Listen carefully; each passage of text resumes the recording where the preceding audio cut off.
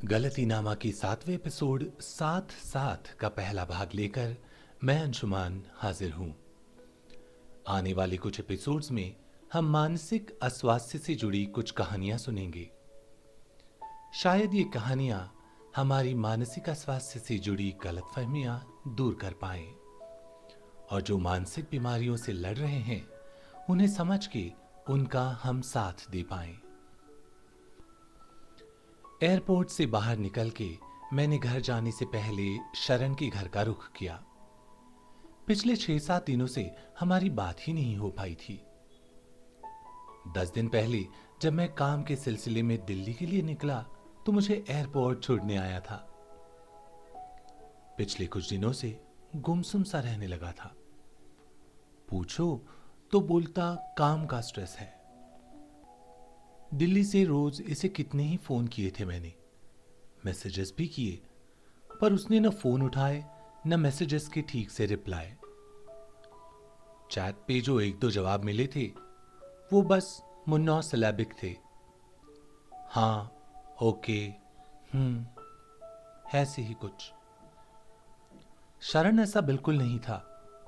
अगर कोई कॉल वो मिस कर जाए तो खुद से कॉल बैक करता। उसके घर के फोन पे जब उसकी मां से बात हुई तो पता चला कि शरण पिछले 1 हफ्ते से घर पर ही था। खाने पीने का या नहाने तक का ध्यान नहीं था उसे।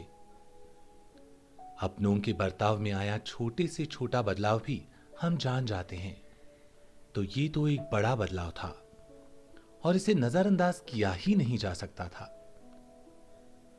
शरण के घर पहुंचा तो आंटी ने बताया कि फैमिली डॉक्टर आके कुछ दवाइयां दे गए हैं, आज वापस देखने आने वाले थे। मैं शरण के कमरे में चले गया। अपने बिस्तर पे पड़े पड़े छत को ताके जा रहा था वो। मेरे आने की जैसे खबर भी नहीं थी उसे। मैं उसके पास बैठ गया। जैसे ही उसने मुझे देखा उसकी आंखों से आंसू टपकने लगे। मैंने पूछा, क्या हुआ? पता नहीं, कह के वो बिलख बिलख के रोने लगा।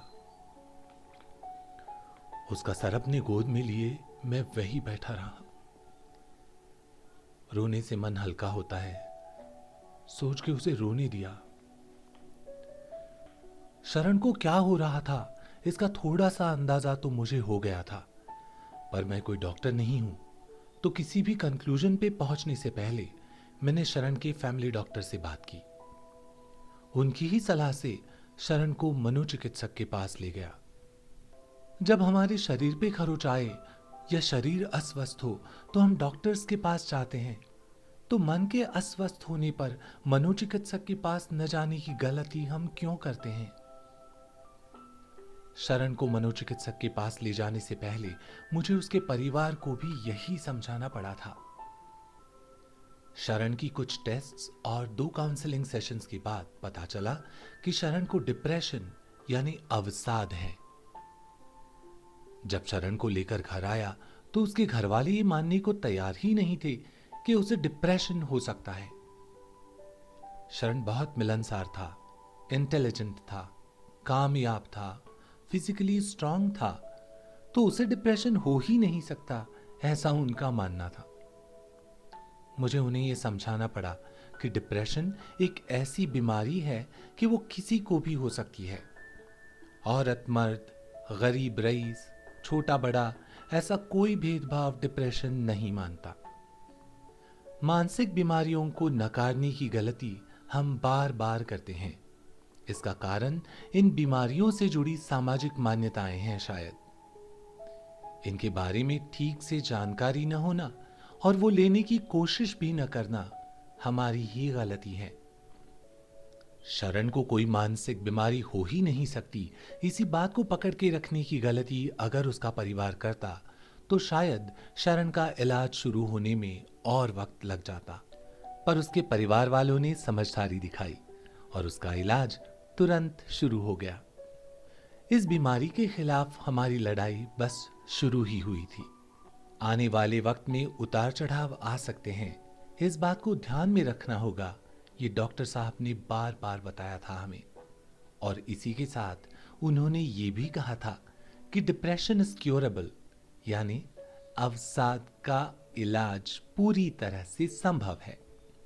दोस्ती दुनिया का एक बहुत खूबसूरत रिश्ता है, क्योंकि इस रिश्ते को हम खुद चुनते हैं। आज इस रिश्ते को पूरी शिद्दत के साथ निभाने का वक्त आ गया था। रास्ता शायद आसान नहीं था। शरण को संभालते वक्त किसी भी गलती की कोई गुंजाइश ही नहीं थी। पर जब अपनों पे बनाती है तो हौसले और भी बुलंद हो जाते हैं। गलतीनामा में शरण की कहानी आगे भी जारी रहेगी। मानसिक बीमारियों के बारे में हमारी गलत मान्यताएं और मानसिक रूप से बीमार इंसान को संभालते वक्त टाली जा सके ऐसी गलतियों के बारे में बात करने के लिए मैं अंशुमान जल्द ही लौटूंगा। तब तक के लिए अपना ख्याल रखिए और ध्यान रखिए अपने परिजनों का भी।